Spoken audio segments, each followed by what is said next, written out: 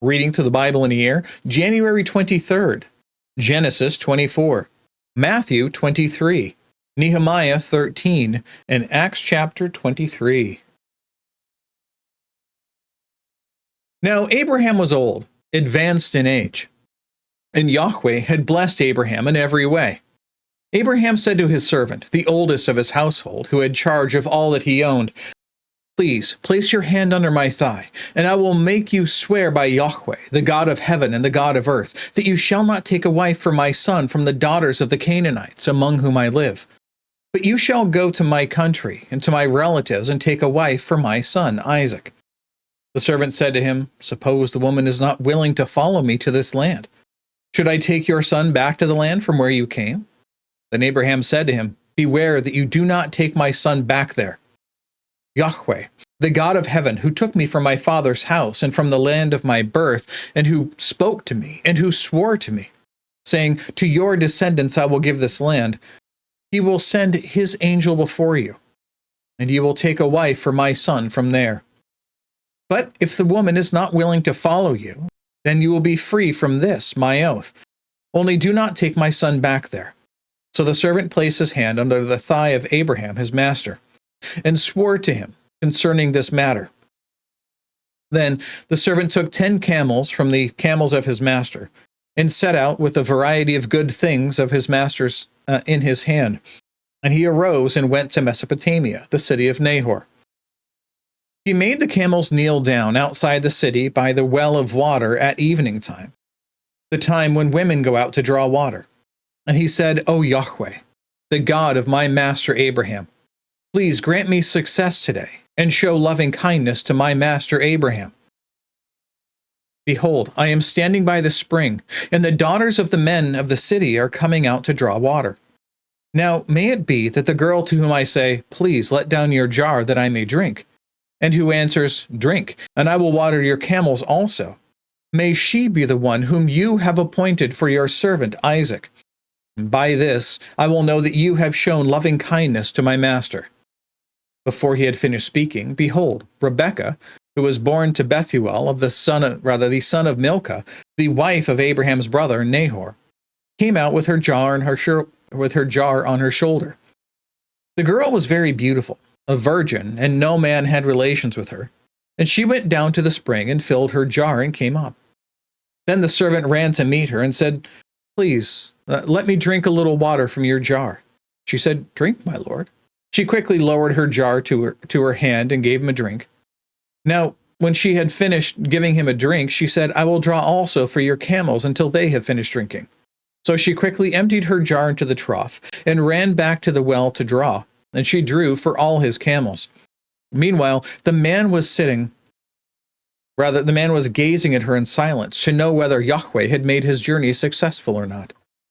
When the camels had finished drinking, the man took a gold ring weighing half a shekel and 2 bracelets for her wrists weighing 10 shekels in gold, and said, "Whose daughter are you?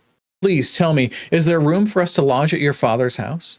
She said to him, "I am the daughter of Bethuel, the son of Milcah, whom she bore to Nahor."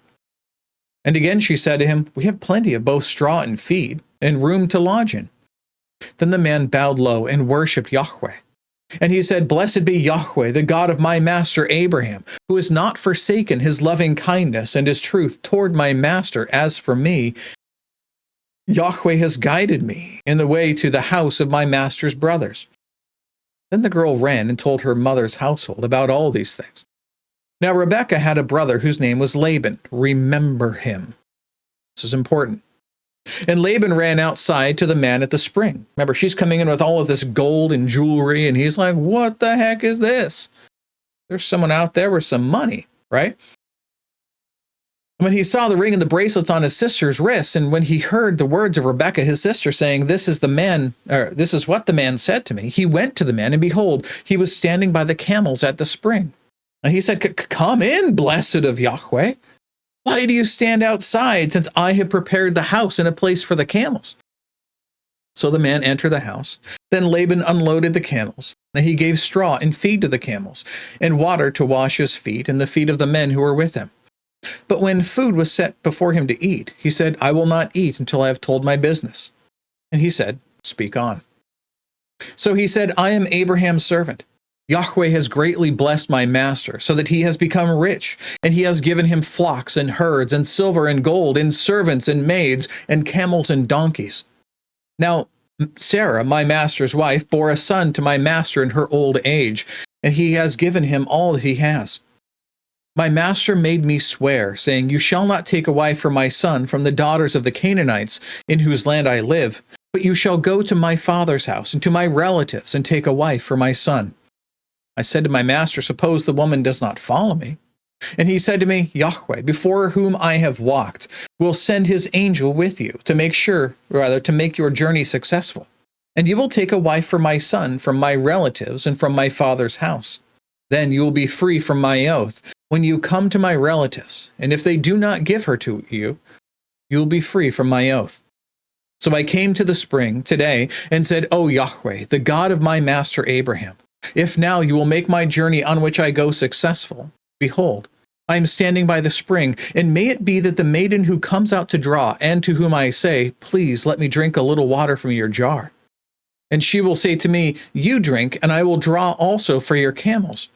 Let her be the woman whom Yahweh has appointed for my master's son. Before I had finished speaking in my heart, behold, Rebekah came out with her jar on her shoulder, and went down to the spring and drew, and I said to her, Please let me drink. So she quickly lowered her jar from her shoulder and said, Drink, and I will water your camels also. So I drank, and she watered the camels also. Then I asked her, and said, Whose daughter are you? And she said, The daughter of Bethuel, Nahor's son, whom Milcah bore to him. And I put the ring on her nose and the bracelets on her wrists. And I bowed low and worshipped Yahweh and blessed Yahweh, the God of my master Abraham, who has guided me in the right way to take the daughter of my master's kinsman for his son. So now, if you are going to deal kindly and truly with my master, tell me, and if not, let me know, that I may return to the right hand or to the left. Then Laban and Bethuel replied, The matter comes from Yahweh, so we cannot speak to you bad or good. Here is Rebekah before you. Take her and go. Let her be the wife of your master's son, as Yahweh has spoken. When Abraham's servant heard their words, he bowed himself to the ground before Yahweh. The servant brought out the articles of silver and gold and garments and gave them to Rebekah. He also gave precious things to her brother and her mother. Then he and the men who were with him ate and drank and spent the night. When they arose in the morning, he said, Send me away to my master. But her brother and mother said, Let the girl stay with us for a few days, say 10. Afterward she may go. He said to them, Do not delay me, since Yahweh has prospered my way. Send me away that I may go to my master. And they said, We will call the girl and consult her wishes. And they called Rebekah and said to her, Will you go with this man? She said, I will go. Thus they sent away their sister Rebekah and her nurse with Abraham's servant and his men. They blessed Rebekah and said to her, May you, our sister, become thousands of 10,000s, and may your descendants possess the gate of those who hate them. Then Rebekah arose with her maids, and they mounted the camels and followed the man. So the servant took Rebekah and departed. Now Isaac had come from going to Beer Lahai Roi, for he was living in the Negev. Isaac went out to meditate in the field toward evening, and he lifted up his eyes and looked, and behold, camels were coming. Rebekah lifted up her eyes, and when she saw Isaac, she dismounted from the camel. She said to the servant, Who is the man walking in the field to meet us? And the servant said, He is my master. Then she took her veil and covered herself. The servant told Isaac all the things that he had done. Then Isaac brought her into his mother Sarah's tent, and he took Rebekah, and she became his wife, and he loved her. Thus Isaac was comforted after his mother's death. Moving on now to Matthew chapter 23.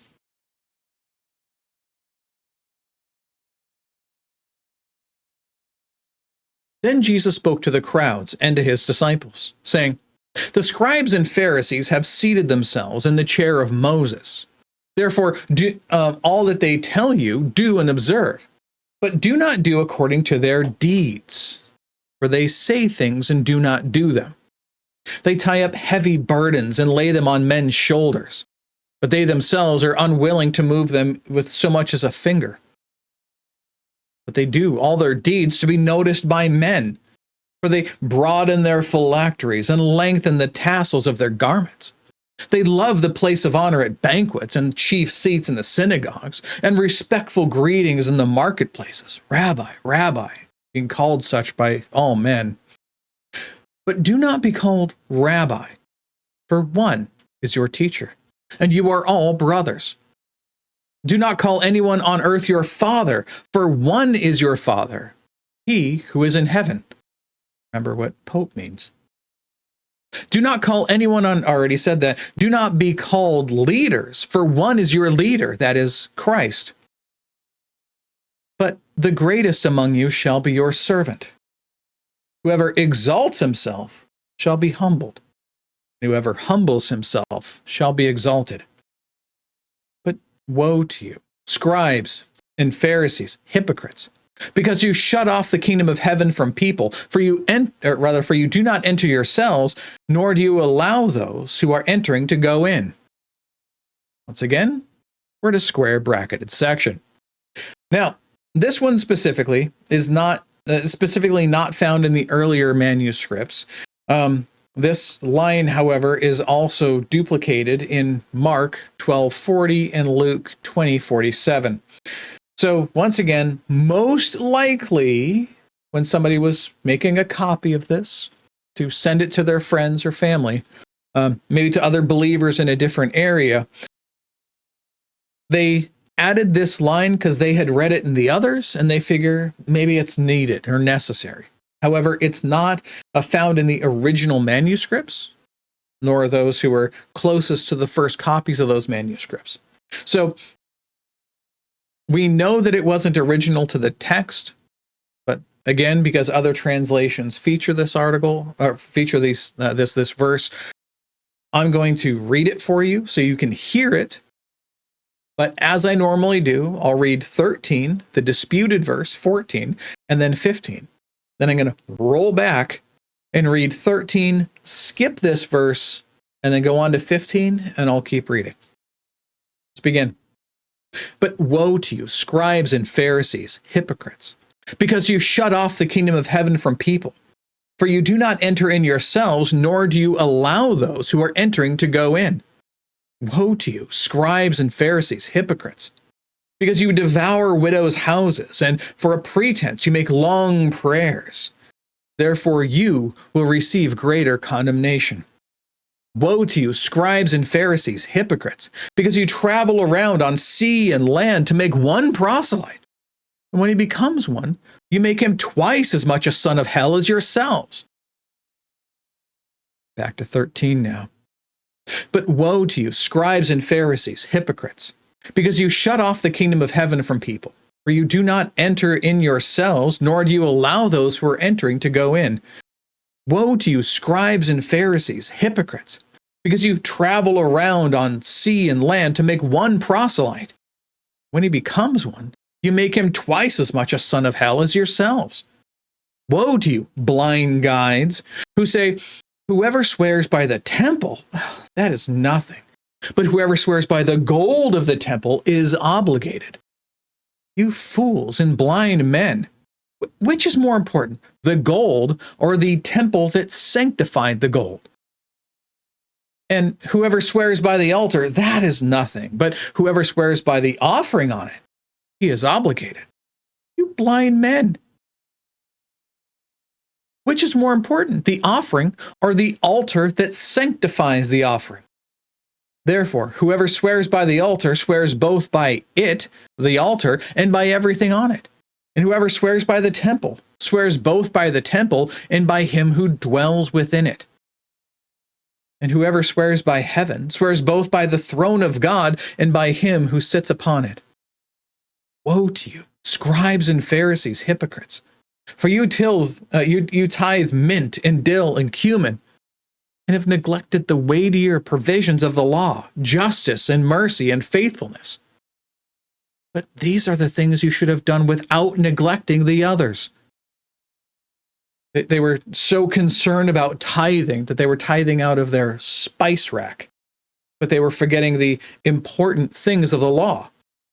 They were again, we've talked about this before, how even within Christianity, once somebody becomes saved, what do for a brand new baby Christian? They're looking for rules. They're looking for fence posts, so that they know if I stay inside. Sorry about that. If I stay inside of this boundary, if I find these laws and rules and I set them up around me, and if I live inside this bubble, I know I'm safe. But Christianity doesn't work that way. We have freedom in Christ. We don't have legalism. We don't have a list of rules that we have to live by and separate everything else. Yes, we have the 10 Commandments. But Peter himself said that it was impossible for us to keep the 10 Commandments. Paul said that it's impossible for us to keep the 10 Commandments. The only way that we can even come close to it is by the Holy Spirit who lives within us. But even then, we still, if you assume that keeping the 10 Commandments keeps you saved, you're just as lost as the Jews who never accepted Christ. Because they thought they could be saved by keeping the law, and they could not.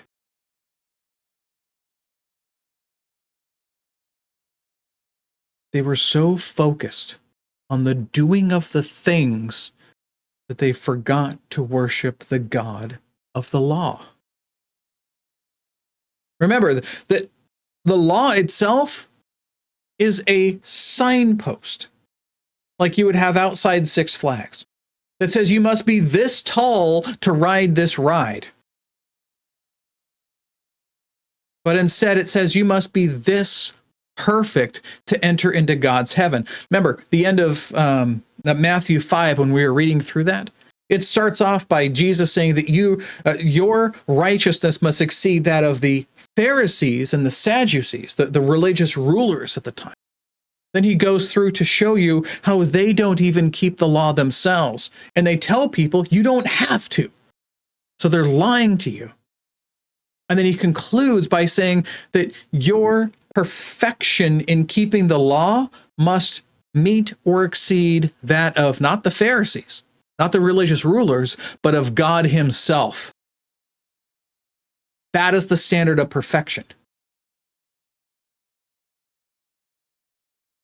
So these religious leaders were so focused on the simple rules that were put in place to show us that we can't do it ourselves, therefore we have to trust. Again, in this time, they were supposed to trust in the Messiah who was to come. We, in the church age, trust in the Messiah who came and completed his work on our behalf.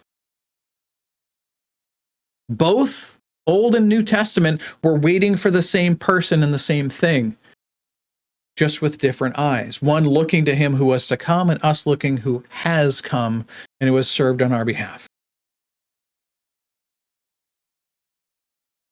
But they were so focused on law keeping, they forgot the God of the law.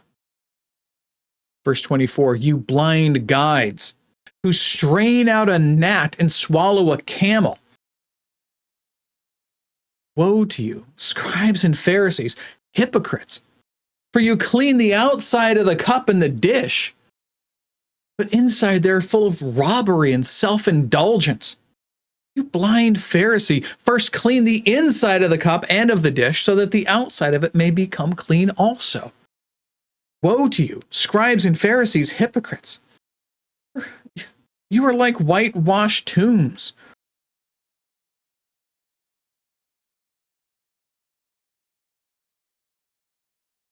I lost my spot. You are like whitewashed tombs, which on the outside appear beautiful, but inside they're full of dead men's bones and all uncleanness. So you, too, outwardly appear righteous to men, but inwardly you are full of hypocrisy and lawlessness. Woe to you, scribes and Pharisees, hypocrites! For you build the tombs of the prophets and adorn the monuments of the righteous, and say, oh, If we had been living in the days of our fathers, we would not have been partners with them in the shedding of the blood of the prophets. So you testify against yourselves that you are the sons of those who murdered the prophets. So fill up then the measure of the guilt of your fathers. You serpents, you brood of vipers, how will you escape the sentence of hell? Therefore, behold, I am sending you prophets and wise men and scribes. Some of them you will kill and crucify, and some of them you will scourge in your synagogues and persecute from city to city, so that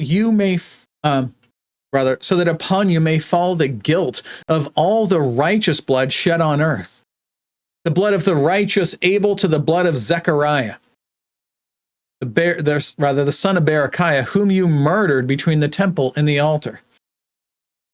Truly, I say to you, all these things will come upon this generation. Jerusalem, Jerusalem, who kills the prophets and stones those who are sent to her. How often I wanted to gather your children together, the way a hen gathers her chicks under her wings, and you were unwilling. Behold, your house is being left to you desolate. For I say to you, from now on you will not see me until you say, Blessed is he who comes in the name of the Lord. Now moving on to Nehemiah chapter 13.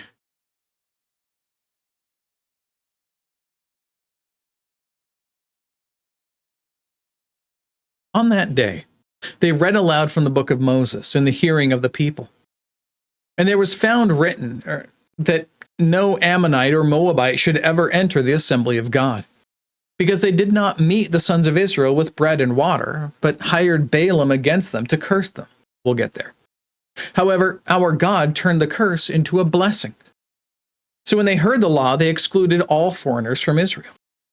Now, prior to this, Eliashib the priest, who was appointed over the chambers of the house of our God, being related to Tobiah, had prepared a large room for him, where formerly they put the grain offerings, the frankincense, the utensils, the tithes of grain, wine, and oil prescribed for the Levites, singers, and the gatekeepers, and the contributions for the priests.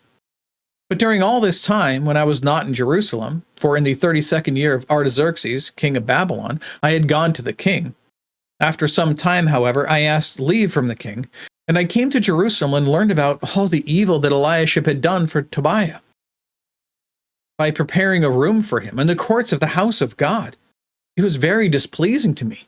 So I threw all of Tobiah's household goods out of the room. Then I gave an order, and they cleansed the rooms.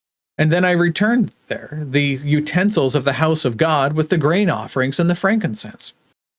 I also discovered that the portions of the Levites had not been given them, so that the Levites and singers who performed the service had gone away, each to his own field. So I reprimanded the officials and said, Why is the house of God forsaken? Then I gathered them together and restored them to their posts. All Judah then brought the tithe of the grain, wine, and oil into the storehouses. In charge of the storehouses, I appointed Shelemiah the priest, Zadok the scribe, Pedaiah of the Levites, and in addition to them was Hanan the son of Zakur, the son of Mattaniah, for they were considered reliable, and it was their task to distribute to their kinsmen. Remember me for this, O my God, and do not blot out my loyal deeds which I have performed for the house of my God and its services.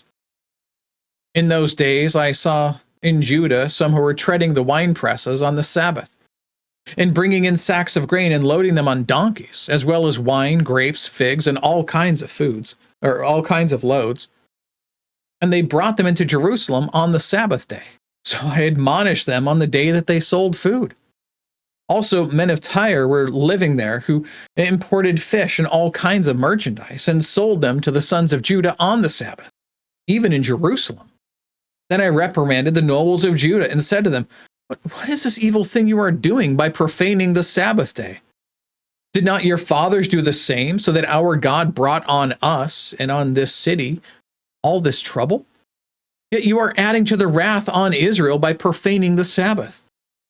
It came about that just as it grew dark at the gates of Jerusalem before the Sabbath, I commanded that the doors should be shut and that they should not open them until after the Sabbath. Then I stationed some of my servants at the gates, so that no load would enter on the Sabbath day. Once or twice the traders and merchants of every kind of merchandise spent the night outside Jerusalem. Then I warned them and said to them, "Why do you spend the night in front of the wall? If you do so again, I will use force against you." From that time on, they did not come on the Sabbath. And I commanded the Levites that they should purify themselves and come as gatekeepers to sanctify the Sabbath day.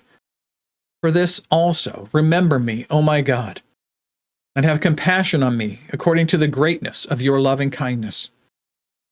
In those days I also saw that the Jews had married women from Ashdod, Ammon, and Moab. As for their children, half spoke in the language of Ashdod, and none of them was able to speak in the language of Judah, but the language of his own people.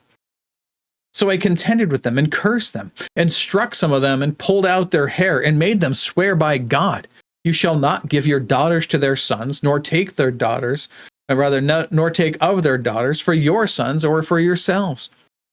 Did not Solomon, king of Israel, sin regarding these things?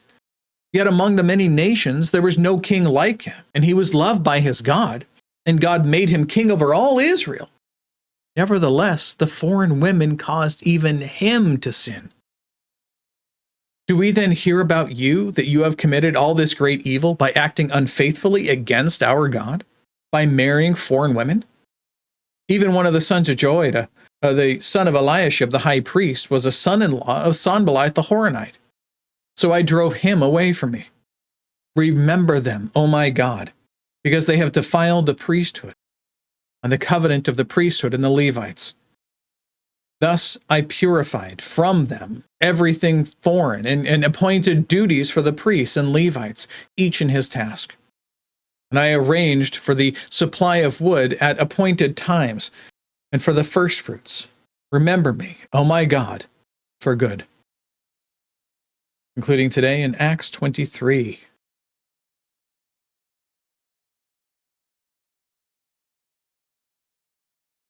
Paul, looking intently at the council, said, "Brethren, I have lived my life with a perfectly good conscience before God up to this day."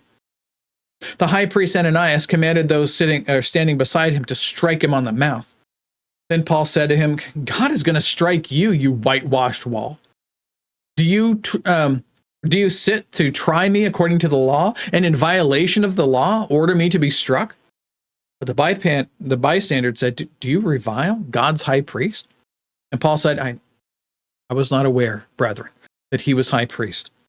For it is written, "You shall not speak evil of a ruler of your people." But perceiving that one group were Sadducees and the other Pharisees, we talked about this before, remember, Paul began crying out in the council, "Brethren, I am a Pharisee, a son of Pharisees, and I am on trial for the hope and resurrection of the dead." As he said this, there occurred a dissension between the Pharisees and Sadducees, and the assembly was divided. For the Sadducees say that there is no resurrection, nor angel, nor a spirit. But the Pharisees acknowledge them all. And there occurred a great uproar, and some of the scribes of the Pharisaic party stood up and began to argue heatedly, saying, "We find nothing wrong with this man. Suppose a spirit or an angel has spoken to him." And a great dissension was developing. And the commander was afraid Paul would be torn to pieces by them, and he ordered troops to go down and take him away from them by force and bring him back into the barracks. But on the night immediately following, the Lord stood at his side and said, "Take courage, for you have solemnly witnessed to my cause at Jerusalem, so you must witness at Rome also." When it was day, the Jews formed a conspiracy and bound themselves under an oath, saying that they would neither eat nor drink until they had killed Paul. There were more than 40 who formed this plot. They came to the chief priests and elders and said, "We have bound ourselves under a solemn oath to taste nothing until we have killed Paul. Now, therefore, you and the council notify the commander to bring him down to you, as though you're going to determine his case by a more thorough investigation. and we, for our part, are ready to slay him before he comes near the place." But the son of Paul's sister heard of the ambush. He came and entered the barracks and told Paul. Paul called one of the centurions to him and said, "Lead this young man to the commander, for he has something to report to him." So he took him and led him to the commander and said, "Paul, the prisoner, called me to him and asked me to lead this young man to you, since he has something to tell you." The commander took him by the hand and, stepping aside, began to inquire of him privately, "What is it that you have to report to me?" He said, "The Jews have agreed to ask you to bring Paul down tomorrow to the council, as though they were going to inquire somewhat more thoroughly about him. So do not listen to them, for more than 40 men are lying in wait for him, who have bound themselves under a curse not to eat or drink until they slay him. And now they are ready and waiting for the promise from you." So the commander let the young man go, instructing him, "Tell no one that you haven't notified me of these things." He called to him 2 of the centurions and said, "Get 200 soldiers ready by the 3rd hour of the night," so 9 p.m. or so, "to proceed to Caesarea, with 70 horsemen and 200 spearmen." They were also to provide mounts to put Paul on and to bring him safely to Felix the governor. And he wrote a letter having this form: "Claudius Lysias, to the most excellent governor Felix, greetings. When this man was arrested by the Jews and about to be slain by them, I came up to them with troops and rescued him, having learned that he was a Roman." So the facts are true, but the order is not. But he's talking to his boss and he's trying to, make himself sound better. So he's not a Christian. I'll let it go. Verse 29 or 28. "And wanting to ascertain the charge for which they were accusing him, I brought him down to their council. And I found him to be accused over questions about their law, but under no accusation deserving death or imprisonment. When I was informed that there would be a plot against the man, I sent him to you at once, also instructing his accusers to bring charges against him before you. So the soldiers, in accordance with their orders, took Paul and brought him by night to Antipatris. But the next day, leaving the horsemen to go on with him, they returned to the barracks. When these had come to Caesarea," give me 1 second here. I want to make sure we don't lose the notes in this section. All right, there we go. Back to the text. "When these had come to Caesarea and delivered the letter to the governor, they also presented Paul to him. When he had read it, he asked from him what province he was, and when he learned that he also was from Cilicia, he said, 'I will give a hearing after your accusers arrive also,' giving orders for him to be kept in Herod's praetorium." And that's it. That's all the reading and all of the notes for today. God willing, we'll be back tomorrow. Behold, the word of the Lord.